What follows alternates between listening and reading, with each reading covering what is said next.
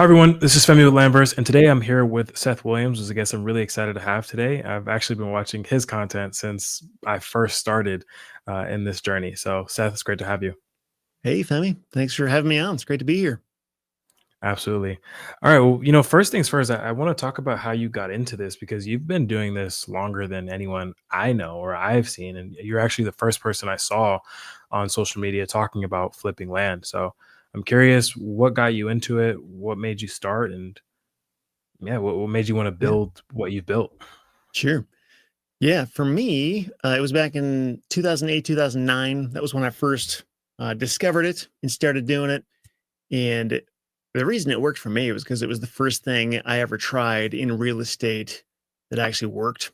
Prior to land, I had tried to, flip houses and buy rental properties and more what I consider the conventional stuff, like the normal things that most people think of when they think of real estate investing. And I just had a really hard time with it. I didn't know what I was doing. I didn't know how to find deals. Even when I did, there were just a lot of trouble to manage and deal with the people aspects and things falling apart and all this stuff.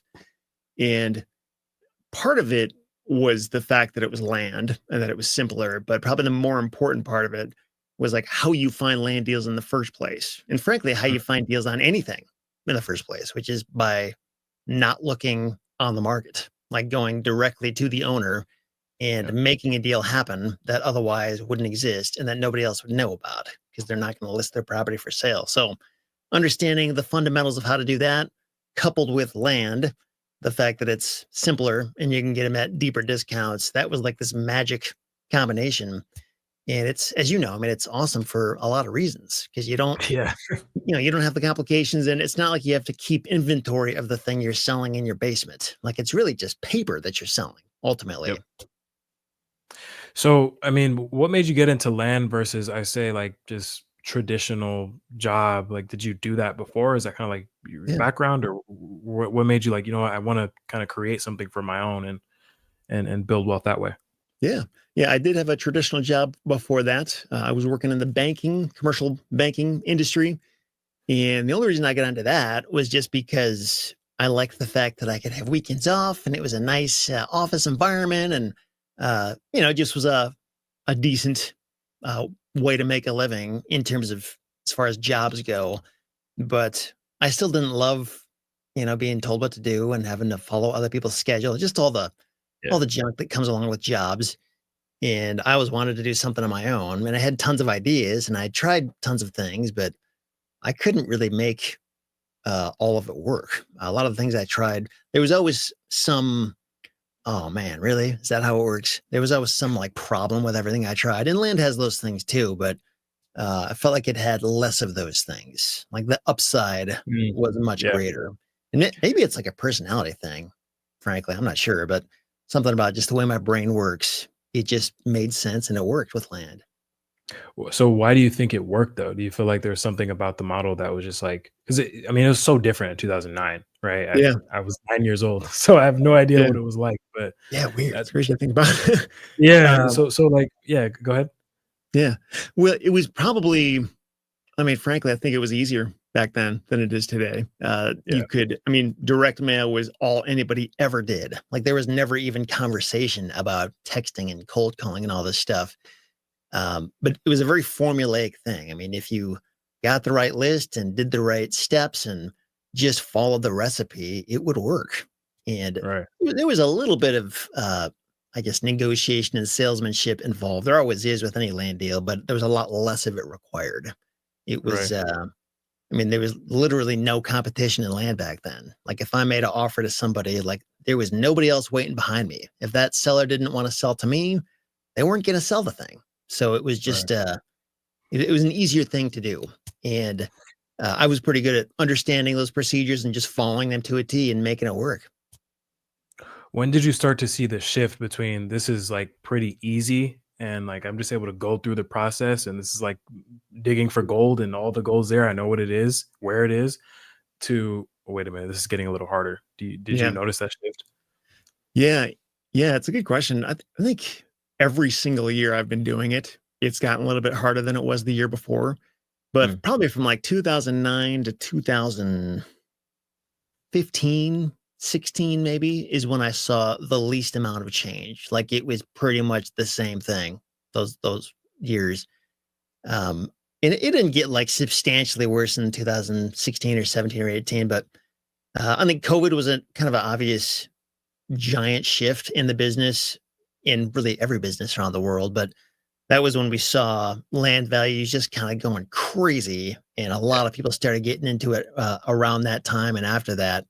But even prior to that, like in 2019, 2018, I remember hearing people talk about how, yeah, I've got to send more mail. Like I've got to send a whole 1,000 letters to get 5 deals from it. It's just, this is the worst thing ever. I remember hearing Right. people talk about that kind of stuff. But um, yeah, it's funny looking back. Like we just had no idea how good we had it back then, which always makes me look at today.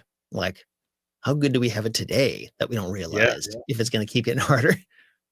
It's kind of like the Bitcoin analogy because who would have thought we'd be where we are now with that? And 10 years Yeah. from now is probably going to be 100x. So it's the same kind of thing. What were Yeah. some like highlight deals that you remember from those really early days to where you were like, man, like this is a life changing model for me? Like those first few years of you doing it. Yeah. I mean, I've always been fairly guilty of thinking too small, which Mm, I feel like a lot of my peers in this industry don't have that problem. If anything, they think too big, but I think too small. So right. like, uh, I was never one to push the envelope and try to go after $1 million deals or even $500,000 deals. I was just kind of saw a lot of limits, sort of saw myself in a box. But even then, Mm, with that mindset, I was still able to do pretty well. Um, like um, thinking about like deals that stand out. I mean, think it was like my 3rd year in the business when I was able to find a 12-acre lot on Lake Huron with like 500 feet of beach frontage that I bought for 4,500 bucks and then sold it for nice. $45,000 a few months Nice. later. It's like that was the first like, ooh, wow, this is a big deal. Like at Yeah. that time, that was a little bit more money from that one deal than I was making from an entire year at my day job. And it was a big light Oh, bulb moment, like, whoa, like, that wasn't that much work considering how much I made from this, and I also right. never saw the thing. I used to drive out and visit every property because I just felt better doing that, but that was, like, one of the first ones where I never saw it. So, that was just a big milestone and kind of a mindset shift. Uh, Other deals that, it's not that they made, like, a ridiculous sum of money, but the ROI was just insane, like, buying a lot for 500 bucks and selling it in 23 hours for 25,000. So that's like a 4,900% ROI. And just like, it was so fast. It was so easy. It was so much. It was just like, and that was a very unusual deal. Don't get me wrong, but just the fact that that kind of thing can happen. If you're just out there in the game, like eventually you come across this stuff. Yeah. Do you feel like as you started to do deals like this and you just kept growing the business, do you feel like your mind, because I know you said, you kind of think too small. Do you feel like Yeah. as you kind of grew in that, do you feel like your parameters kind of increased and just widened? Like, oh, well, wait a minute, wait, maybe more is possible. Yeah, I think the thing that seems to help me more than anything to think bigger is just being around other people who think bigger. Like I can just hear, oh, like you're thinking about this totally different than I would. Like I wouldn't have even tried to do something that big, but I hear you talking about that like it's normal and like you want to go even bigger. It just makes me realize like I'm not thinking about this the right way, I don't think. And Yeah. it's a good example of how just surrounding yourself with people who are better and smarter and think bigger than you is an important thing, especially for somebody like me who, for whatever reason, I impose these artificial limits on myself. And it's good to be reminded that, like, you don't need to do that, Seth. Right. Yeah. I mean, we're limitless. So I think that's one thing for me too, is just being around people that, like, if I think I'm doing well, I try my best to get around people that I know are doing way better than me because it'll push me to think bigger. If you kind of stay in that small pond, then you're going to be there forever. Do you Yeah. feel Where do you like find those people? where Do do you, I you find go those like, people? yeah, do you go like That's a great question. mastermind groups or something? Or Masterminds, YouTube. I love the game, whether I just love the game of business in general, right? I love it. So I'm always doing research. I'm always watching videos and I'm always like researching people who I feel like I align with and want to learn from them, and I'm yeah, always seeking to have those conversations. I've always been like that though. Even when we talked on our podcast on your channel just about the track journey, but like I've just always been like that, just asking a million questions because it's interesting you say that because I'm the quite the opposite. You said you think small. I actually think really, really big and I Yeah. go for it, And I feel like there's no other way to do it for me because we only have one time to do this thing called life, right? So it's like if I'm gonna do it, I might as well do it in the best way I possibly can. And if I trip up, okay, I'm gonna learn from it and keep going. So that's how Yeah. I've always approached just life, business, everything like that. Yeah. You know who Charlie Munger is? I do. Yeah. Yeah. I saw Warren this. Buffett's partner. Yeah, you got it. So I saw this Yeah. this short interview clip with him a while back. I forget exactly how it went, but somebody was asking him, would you rather hire somebody who has a 125 IQ, but they think their IQ is 110? So basically, like they're smarter than they think they are. Or would you rather hire somebody who has an IQ of 140, but they think their IQ is 170? So like Mm, they're not as smart as they think. And I think he ultimately said he'd rather go with the lower the IQ latter. person. But Yeah. he had an interesting point: is that the people who are smarter, or the people who are not as smart as they think, they shoot higher, and like they don't get it right all the time, but like sometimes they do. So Yeah. like sometimes they actually do amazing things just because they think they can do it. And I Yep. thought that was a really interesting point. Like part of me thinks all those people are just arrogant and cocky, but like, hey, if it makes them actually get huge results, like maybe there's a place for that. It's so interesting because it's interesting you say that because I've been around people that are in the nine-figure range, right? And I used to like pedestalize just people. When I didn't have any money at all, I would just pedestalize like making a lot of money and all that. I would pedestalize it until it started to happen for me. And I started to get around people that were doing these kinds of numbers. And I was like, you're just a person. Right? Mhm. And most of the time, like, they're not as smart as I thought they were, like, not even 25% as smart as I thought they were, and it's just Yeah, literally, "Yeah, I tried this and it worked and I kept doing it and I made a lot of money." So, I mean, that's yeah, how I got into this. I tried it, I kept doing it, I fell a couple times, but I kept doing it, and then I made a lot of money, and it's yeah, interesting because like, it seems like it's the same thing for you as well, so yeah. That strikes me all the time when I talk to really smart, high level, successful people, whether they're like the CEO of some company or some millionaire, whatever it is. It's like all the time. Like I recognize ways that like I'm actually smarter than you at some of this stuff, and Yeah, you're like way ahead of me. How's that possible? But I think a yeah. lot of it does come down to your thinking and what you tell yourself you're capable of doing.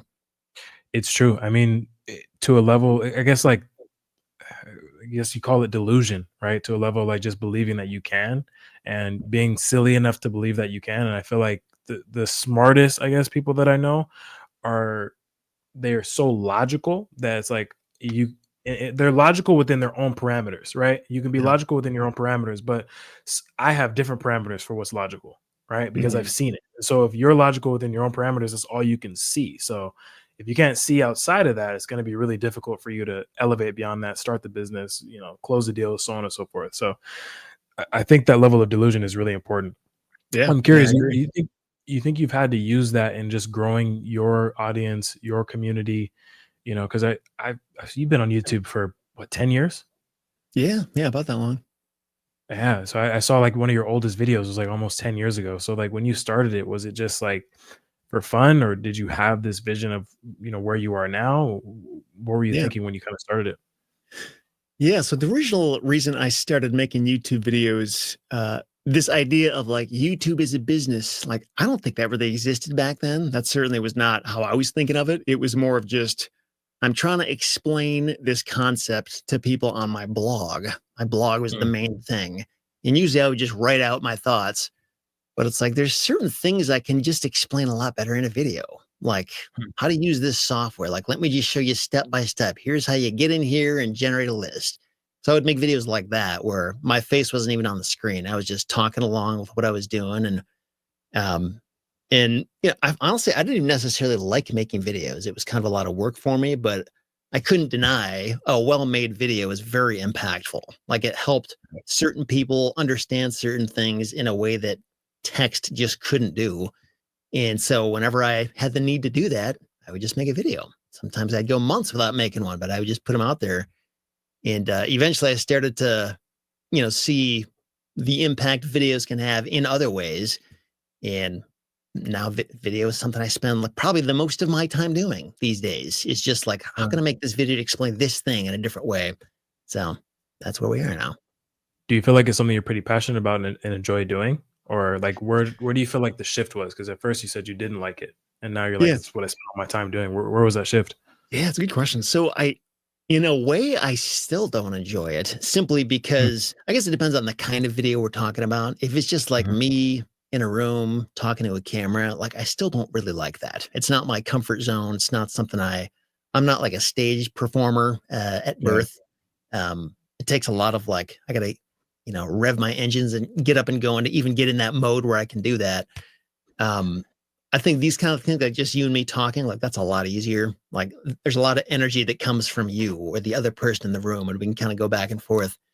But really just comes down to, I've got this massive list of videos I want to make someday where at some point in time it struck me like, hey, this is an important thing that people need to know about. Or maybe I even saw a video on some other channel talking about something totally different. But I was like, I really like how they explained that in that format. I could probably yeah, explain similar things like they're doing, but as it relates to land or real estate. And so right. I'll make a note about that.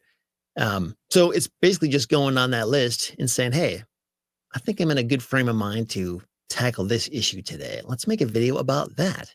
And some of the videos blow up and do great, and some of them flop and like nobody watches them. I don't know. I Right. can never predict when it's going to happen. I know what I want to get done, and I do them and put them out there.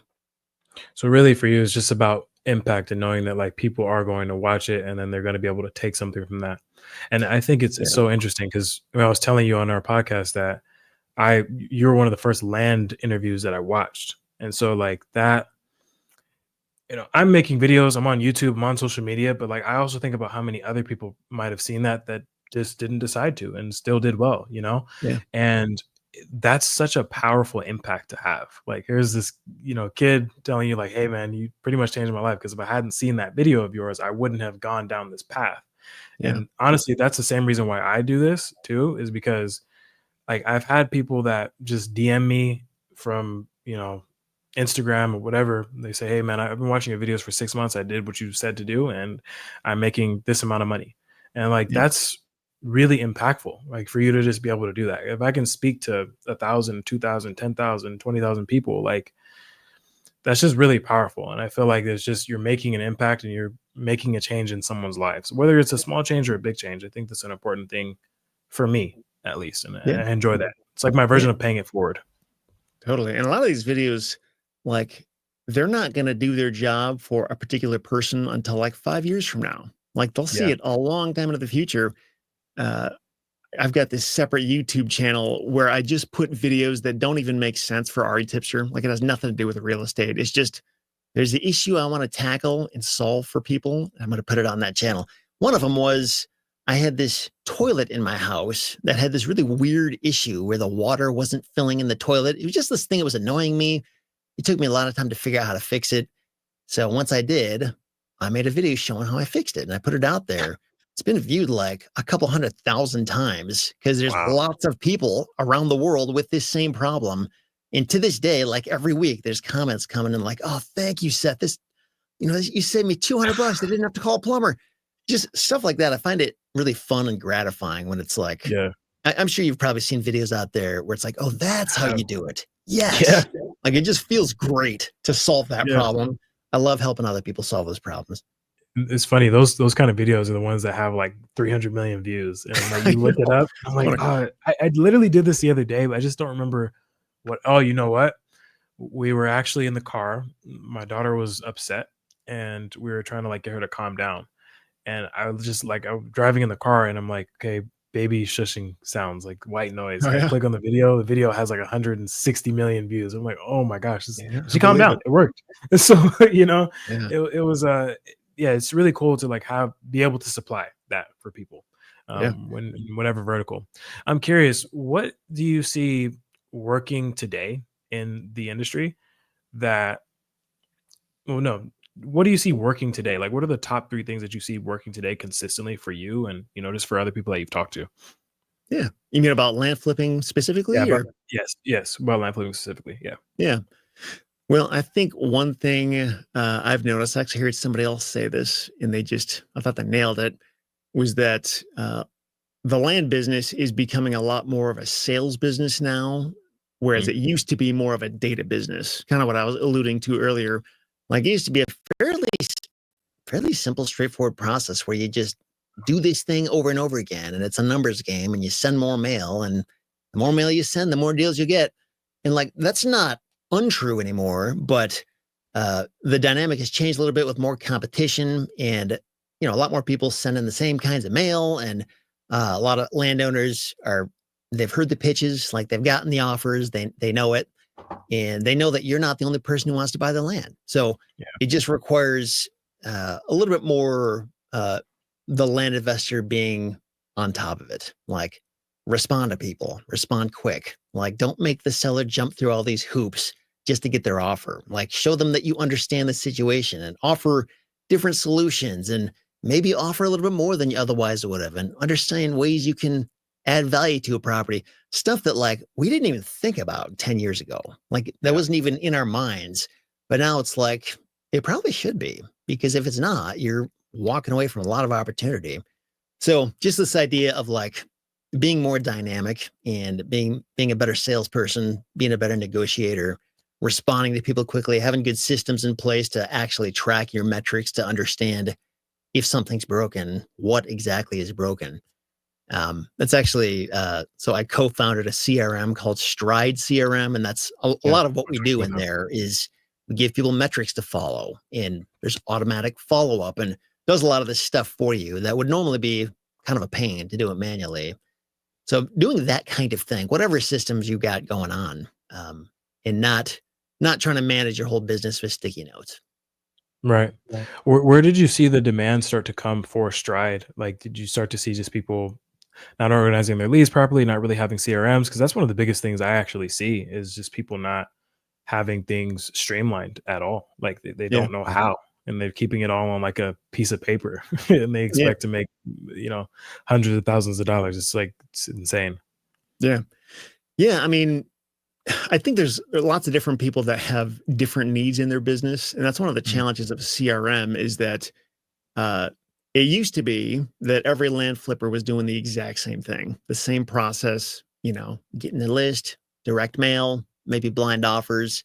Like they're not making improvements; they're just buying it for low and selling it for more. Like that was a very simple one trick pony kind of business. But now there's lots of different types of land investors. Some of them are doing subdivides, some are doing entitlements, some are just wholesaling and doing the assignments and double closings, whereas others are taking title to it. So there's lots of different needs from different types of land investors.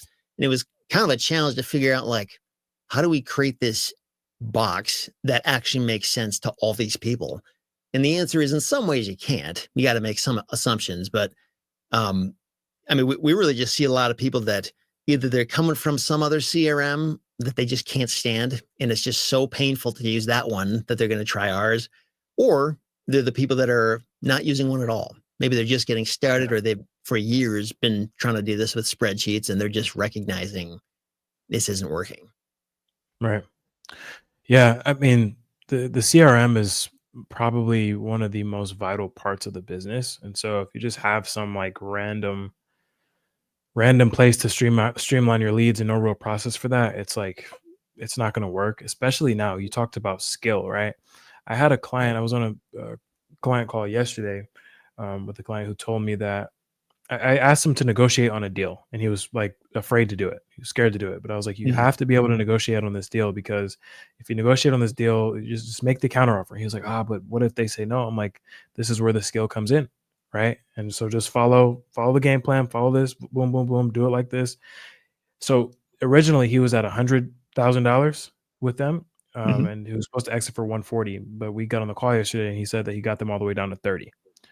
Wow. So he got them at $30,000 and he's gonna resell it at $140,000. I believe is gonna close in September. Mhm. But the key thing with that is, first of all, skill, but second, follow-up, right? and Yeah. you're not going to be able to follow up enough times if you don't have those touch points in your CRM, right? Because Mhm. most people, what I see, any new client I work with, I see them like have all this stuff everywhere, like a million different data points all over the place, no subtasks, like literally nothing. And then I'm looking and I'm like, okay, well, this is a deal. That's a deal. You missed that. You missed that. You missed that. Because I feel like when you start doing this, it's just like, all right, well, let me just get the mail out. Let me just talk to people and just hope it sticks instead of trying to actually build a business from the beginning. And that's one of the biggest things that I see that is a constraint with people that are trying to get into this and, scale to multi six and seven figures. So Yeah. I don't know if you're seeing the same thing. Yeah, I mean, the follow-up thing is huge, and I understand why some people don't do it. It's 'cause it's kind of a pain. There's stuff you gotta either remember or make notes and do it manually, and if you are doing it manually, then, like, yeah, it is gonna be hard. So, any way you can automate that and make it just happen without you having to think about it, like, it happens even if you're on vacation, even if you're asleep, even if the power goes out, it's still going in the background. So yeah, that's huge.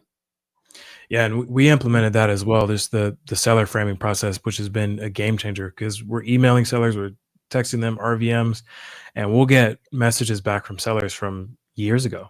Oh, Mailers that interesting. we sent out a long time ago, and the we make the sequence is valuable, right? So Mhm. maybe we tell a story about what's a seller that we've helped, or we tell a story about our company, or we say why we started, or like they're all valuable things, or why it's important to work with us if they're in a certain situation. Those things have Oh, really helped because, and again, we're in the skill era of the business, right? I don't think the days of sending out 1,000 regular letters and hoping for gold, they're over. And yeah. so you have to be able to do those kind of things to separate yourself from the pack. Yeah, that example you're talking about negotiating from 100,000 down to 30. Do you have any backstory? Like, was there something wrong with it, or how did they make such a huge drop in that? From the conversation that we had, what he was telling me was I don't remember the seller's exact situation, but they were in a situation where they did need to sell, Mhm. and he had offered 100,000, like, on the mailer, right? It just said Okay, $100,000 on the mailer. sure. So, it was a little bit mispriced, but they accepted it, right? And they're like, "Yeah, we're ready to sell, we're ready to sell." And I told him, I was like, "This is why you have to make counters, because if you say, 'Hey, Seth, I wanna give you $20,000,000 for your house,' and you know your house is worth $2,000,000, Mhm. you're gonna accept the 20." Yeah, Like, what sane person wouldn't do that, you know? yeah, So that's what I was telling you. I was like, that's why it's important. But if I do my due diligence and say, "Hey, Seth, actually, you have a toilet issue in your house, or you've got this going on in your house," then I'm gonna be able to negotiate you down, right, to 2,000,000 or even lower. I don't remember the exact situation. I have so many data points in my head, but yeah, yeah, I could probably find that and tell you offline, but I don't remember the yeah, exact situation. yeah.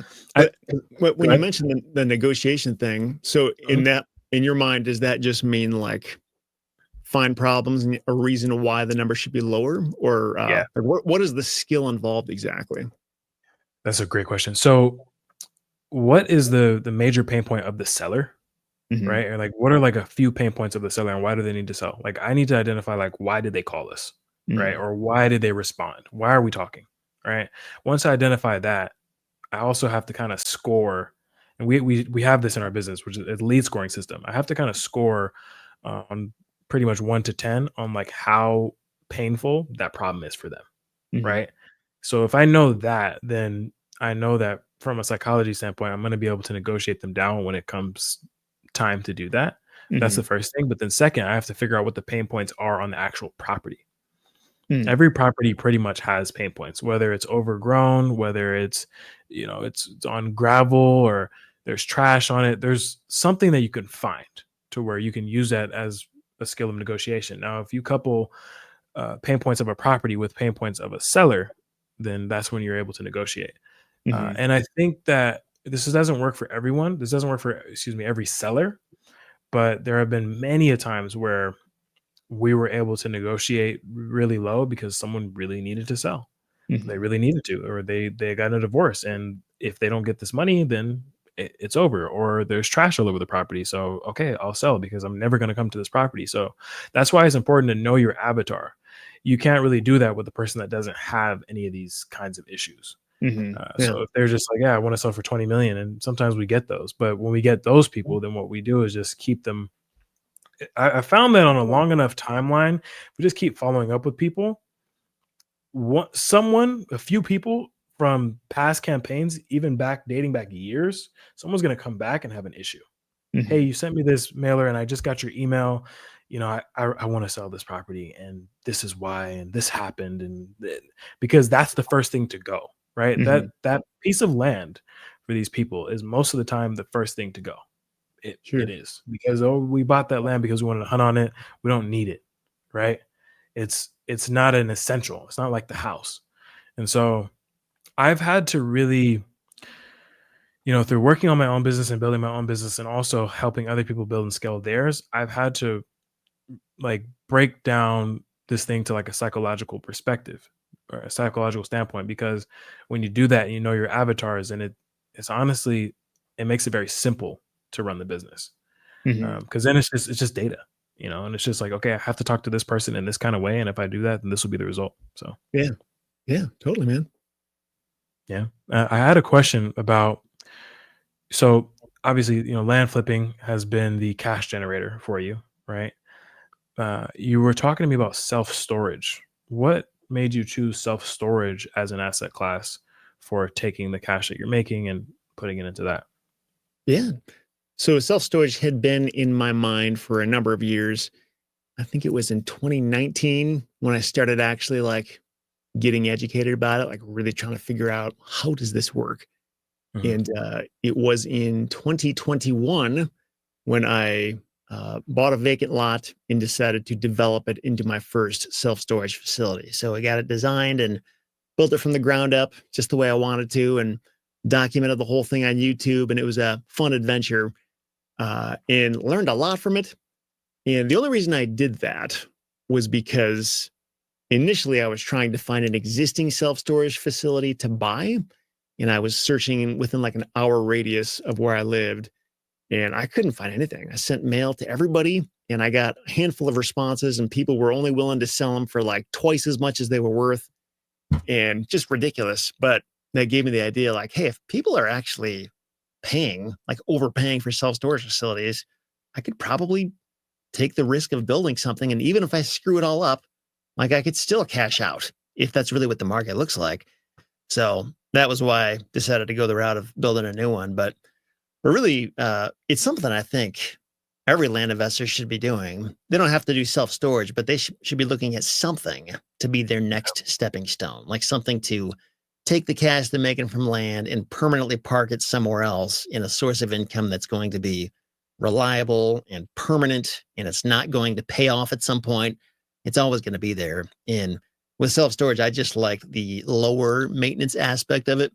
It's not management free, but it's a lot less management than like a single family house or an apartment Mhm. building.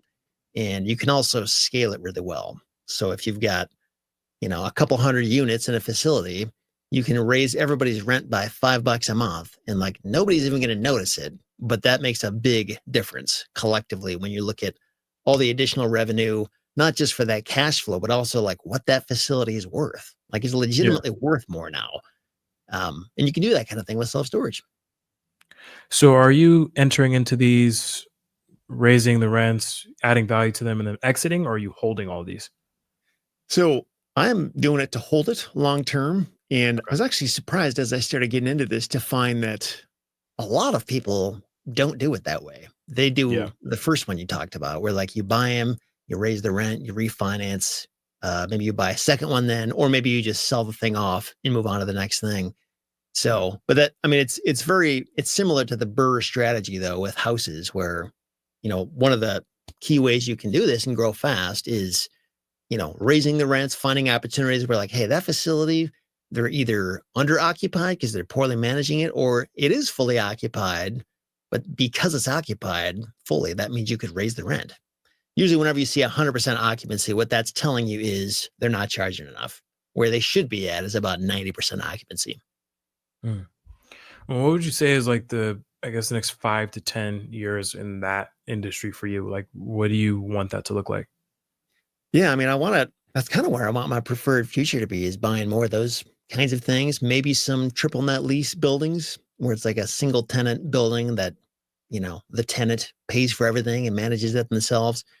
But in terms of where the self storage industry is headed, uh, it's a good question. It has a lot to do with how much people are moving. That's a lot of what drives demand for self storage. Yeah. So if people aren't moving a lot, their demand goes down. And also with the higher interest rates, it makes it harder to build new ones. Also, the higher cost of materials and that kind of thing. Um, so I don't know. In terms of how easy that will be, that remains to be seen. But I mean, I'd love to get 5 or 10 or 15 of them eventually. I've got friends that have about that many, and it's an awesome source of revenue, and it's not that difficult to manage that number of facilities.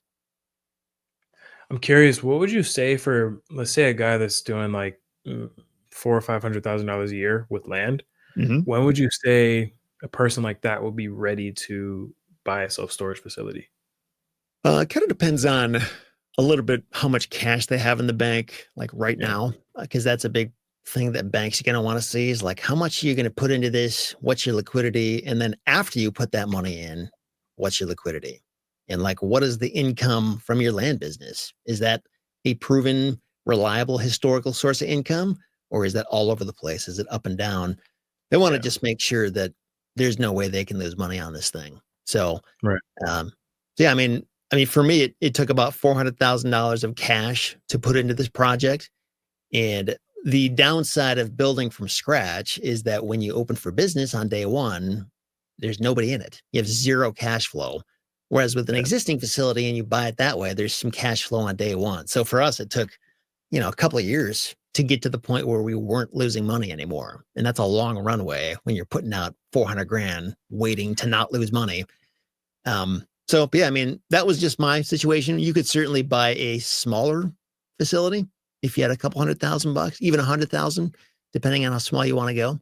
But Yeah. yeah, I'm curious, did you do that for, I mean, tax purposes or just to, you could like, 'cause you knew you wanted to buy the deal? Like, yeah, that why was buy part it of it. in money? Yeah, Okay. the taxes was one thing. I just, I mean, you're probably familiar with it. I just hate tax time in the land business. It's not Yeah. fun. But It's yeah, I not. mean, as soon as I got this facility, the state was writing me checks to Ah. send me money back for taxes I had overpaid. And Mhm. a lot of the facility owners I know, or people who are just in like hotels or triple net lease properties, like it's a very common thing where they pay zero in taxes every year, nothing. Mhm. So Yeah. if you want to wipe out taxes, doing this kind of thing is a good way to do that. Gotcha. Now, have you ever looked at any other long-term vehicles, like for taking the cash and investing in there, like, I don't know, Section 8 or short-term rentals, stuff like that? I did have some residential rental properties years ago, and I think they're legit. Like that can totally work, but I wasn't doing it right. I just had a couple duplexes, and it wasn't a very substantial source of income. And it was always disappointing to me how like I thought I was getting ahead, but then I had to like replace a roof, and now the whole year is screwed up. Yeah. Any money I make is gone. And it was Yeah. just this never ending battle of that. And I think to get ahead in that kind of business, I mean, you probably need like 20 or more of them. And having two duplexes, it just wasn't enough to get ahead. So Right. I'm not super interested in that. Anything aside from self storage would be something in the commercial industrial range, just because they're bigger numbers. And I feel like the management is less of a burden. You can put some costs on the tenant to handle. Another thing I was looking into last year was semi truck parking or like industrial outdoor storage. And I still think that could be a pretty cool thing too. My issue that I ran into with that was I couldn't find very many similar comparable properties near me that were like in existence and doing well, which could Mhm. just mean it's an underserved market. But it was hard to like make $1 million bet on a deal like that without seeing like a solid example nearby that did the same thing and it worked for them. So it's Right. just a lot of question marks in that industry that I found. So basically, like a little more dissonance than what you'd like, essentially. Yeah, essentially. And I might still look into it more, but I had spent many hours becoming an expert at that last year. And eventually I was just like, you know what? This isn't enough of a slam dunk for me. Like I need something with more assurance to it. Gotcha. You've been on this journey for 10 plus years, which is like, to me, I haven't even been in business for 5. So like watching you is like it's very inspiring because I've seen how I've gone back and watched your old stuff, so Yeah. to see where you are now, it's really cool. It's really inspiring. What would you say? Well, first of all, would you say that when you started out and like up until now, you've kind of done everything that you wanted to do from when you started? Um, Not really. Um, Mm, I mean, I think like honestly, given the way that I think small and I don't think big like you do. That's probably why I'm not a lot further. I would imagine by the time you've been doing this 10 years, you will be far beyond where I am today. Um, I'd like to do like, for example, the triple net lease thing, buying like a building that a bank operates out of, like right, buying 5 or 10 of those. Like I would love to be there right now, but I'm not because I just haven't pursued that. I haven't thought big enough. So that's something I want to explore a little bit more. But aside from that, it's kind of just like doing a bigger, larger, more version of what I'm already doing, I think. right. You mentioned the bank. So do you feel like that's because you're not thinking big enough, or do you think that it's something else? I am curious about that. Yeah. Yeah. I mean, yeah, it's a good question. I mean, I think part of it is thinking too small, but another part of it, though, is kind of just getting bogged down in things that aren't really moving the needle. And Mm, this has happened to me today. Like I spent the first 3 hours of my day just like responding to emails, taking care of things that were screaming at me, but like they didn't really matter or make a huge difference in the end. I was just trying to check boxes and respond to people. And I need to do a much better job of like understanding these are the things that are going to move the needle forward. Like these need to be yeah, a priority. Like find that triple net lease deal by the end of this month. Go. Um, I need to talk like that to myself more to make sure I actually get there. right. Do you find yourself kind of getting better at that self talk because you've had a lot of success? So it's just hearing you say that is interesting to me because you've proven yourself right so many times. Yeah. So to me, I think, well, if I prove myself right so many times, what will stop me from doing it again? Yeah. Well, I think for me anyway, to actually accomplish those goals, like I need to really make a point of making it a goal. Like not just, yeah, someday I'd like to do this, but more like putting a date on it, being like, no, it's gonna happen by this time. Like something is going to happen to get me there. And when I think about it like that, I'm much better at actually getting it done. That was kind of how the self-storage thing ended up happening. Mm, It was like a New Year's resolution thing. It's like, hey, this year it's gotta happen or it never will. And that kind of pushed me to do it. And I feel like I've been basically just trying to digest too many other things and not leaving enough room for that. It's been my issue. interesting. Okay. My other question is, so going back to where you first started, right? 2009 to 2008. Mhm. What would you do to cut your time to where you are now in half? Oh, like how to get where I'm at now faster, like twice as In fast? half the time. Yeah. Yeah. Oh man. Yeah, I mean, I don't think it would be that hard given what I know now. I mean, I've tried so many different things and seen very clearly what the time wasters are in where I've just gotten bogged down with stuff. With all the different businesses I'm involved in. So I mean, I would have started doing bigger deals a lot sooner. I would have started looking for opportunities to fund other people's deals a lot sooner. Remember, like 10, even 5 years ago, like nobody did this stuff. Like this idea of funding other people's deals, like it happened here and there, but it wasn't Yeah. a big thing that everybody was trying to do. Like people just, No. I don't know if people just weren't aware that they could do that or what, but um, yeah, there's a lot of things that get you there much quicker and move the needle that I was wasting my time doing stuff that was just sort of treading water. So I would just stop doing those things and focus on the things that really get me where I'm trying to go a lot faster. Right. So do you feel like when you started too that there was this like you don't really know where to start kind of thing. And I feel like that's where people struggle the most is like, oh, I don't know if I should use this CRM or that. I don't know if Mm, I should do this or that. I feel like whenever we onboard new clients quite frequently, and whenever we do, it's always pick one strategy. right? Mhm. In my own business, it's always pick one strategy and stick to that strategy, because if you do a million different things with the cash printer, then it's not going to print cash. Yeah. So do you kind of feel like you see that a lot, or did you have that when you started? Yeah. So I actually felt like when I started, it was pretty clear what to do. I Mhm. mean, part of it was at the time there weren't that many other options. Like there Right. wasn't software. I mean, there were CRMs and stuff, but like it was nothing like it is today.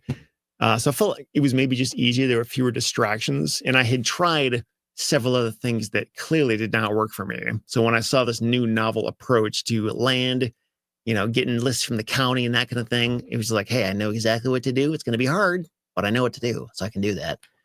But I can totally see how people get hung up on that. I see it all the time myself. I'm sure you see the same thing, where it's just people asking too many what if questions, or just like, well, maybe I Yeah. should do this or that, or and eventually, when I see enough of that, I'm like, you just got to start moving and breaking things. Like that's when you really start learning stuff. Is when you just try stuff, knowing that something will go wrong, but like there's just no other way to learn other than to try it. Right. I've gotten some crazy what if, like, well, what if the seller wants to sell, but then their husband doesn't want to sell, and they talk to their daughter, and I'm like, what? You haven't even talked to anyone yet, So it's like it's this analysis paralysis, and for me, it's just like you just got to start. Yeah, You just pick a strategy and you just start, and you'll be so much further ahead, because most people don't start. Most people will watch all of your videos, all of my videos, and everyone else's, and just never do anything with it, right? yeah, And the people that start are the people that end up getting there. Like you gotta be silly enough to do it. You do. You yeah, gotta be silly yeah. enough to take the chance. I mean, mistakes are where the lessons happen. So it's almost like, hey, how can I start making as many mistakes as I can? Like, let's just start bumping into the walls and seeing where the boundaries are. And you just can't do that until you start moving yourself. Right. And yeah, man, that's all it takes, really, is failing Yeah. forward and then learning from it, like you said. When I had interviewed you on my podcast, you said that you had invested in Bitcoin, that kind of thing. Mhm. Remind me, is there some other like next thing you want to do after land, or anything you have in mind that you're like, do you have my version of what self storage is? Is there anything like that for you? Like, I want to do this next. Yeah. So I do wanna get into doing live events and educating more people just on how to build wealth and make money online, because Mhm. this is something that really changed my life, like, honestly. And it's like I can't I wouldn't be able to do 10% of the things that I can do if I hadn't found land, right? Mhm. But then also, you know, as things grow, as I grow, as my brand grows, like that's really just my, I guess, my next vertical is just building my brand as big as it possibly can be, and being able to help as many people make money as possible. Mhm. Um, I have a goal of getting to a certain number in cash and being able to buy large stakes in companies that are in alignment with my brand as well, and just what I'm doing. Yeah. And those are things that I've already started to do now. I made an investment in a company that I can't talk about yet, but I will be talking about it as time goes on. But yeah, no, those are just certain things that like are interesting to me, and like how do it's like a game, like playing the game, right? Mhm. Life is literally a game, and especially once you start to figure certain things out, you realize that like it's like literally playing a video game. And so I enjoy playing that video game, and I'm obsessed with it. So like just building businesses, helping people, I think I get probably the most fulfillment in work right now, where someone tells me, hey, I made multiple six figures in a few months, and that was because I decided to work with you. Right. So Mhm. that I want to be able to do that on more of a broader scale at some point, and be able to help someone make their first 10, 15, $20,000 online. Like Yeah. someone that, would have never thought about doing it. I want to be able to reach that person, because if you can do that, then like it just changes your brain chemistry. Like when you go from like receiving a W-2 check to receiving $25,000 on a deal, that it's like, Yeah. I didn't even know you could, it's like a totally different world. And so I just want to be able to open that to more people. Yeah. I think about that There's a sometimes. few other things. But yeah, Yeah. go ahead. Is there like I don't even know why this is coming to my mind, but when I hear you talk about building your brand and doing events and that kind of thing, Yeah. I think of like a Tony Robbins type figure. Like, is that kind of what you want to do, or is that not really the picture you have in mind? In a way, there's definitely a vertical where I see myself doing that, but also, uh, online events are amazing as well. Like, I see these, certain like, if you can drive a certain amount of people to an event and you can teach them how to make their first 15 to $20,000 online, and this is a skill that they never would have had if they didn't go to this event, that's amazing, right? And so Mhm, that's something that I do wanna be able to just kinda have on my belt. And beyond money, uh, I just see myself I created my life so that I could be the best dad and the best husband possible, mhm, really. So, that's another thing too, is just building so that way I can just give more to my family as well. So, mhm. Yeah, awesome, man. Sounds like a great goal to have.